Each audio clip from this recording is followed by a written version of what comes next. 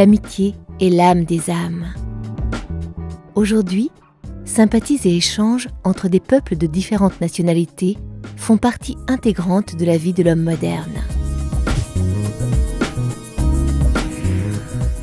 De nombreux pays sont très attachés à la France, dont ils aiment la culture depuis très longtemps. Où apprend-on le mieux une langue étrangère? C'est évidemment dans le pays où elle est parlée. Et c'est pour cette raison qu'IS Aix-en-Provence, Institut international de langue, créé par une fondation rattachée à l'Université de Stockholm, s'est implanté depuis 1972 à Aix-en-Provence, dans le sud de la France. Aix-en-Provence, capitale de la Provence, se situe à 30 minutes de Marseille et de ses calanques, ainsi qu'à 20 minutes des plages de la Côte Bleue, à 1 heure d'Arles ou d'Avignon, sites historiques.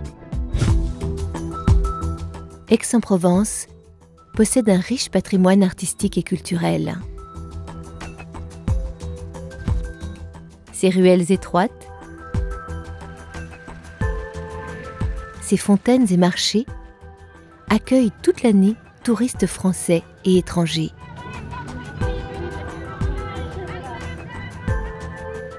Son festival d'art lyrique et de musique est connu dans le monde entier.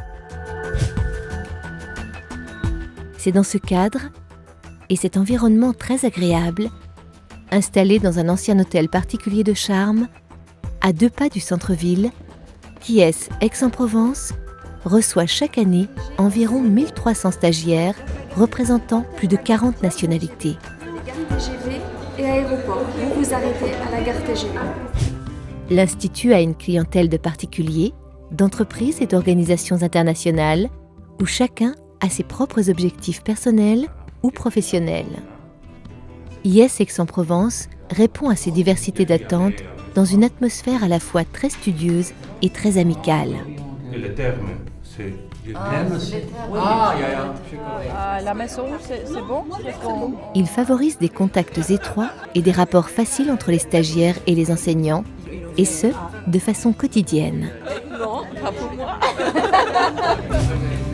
L'Institut offre un équipement adapté aux besoins d'apprentissage d'un français usuel et permet ainsi une approche concrète du langage vivant.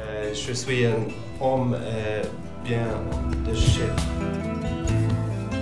L'objectif principal d'IS Aix-en-Provence est de donner le plus rapidement possible aux stagiaires de l'assurance et de l'autonomie dans la communication de tous les jours.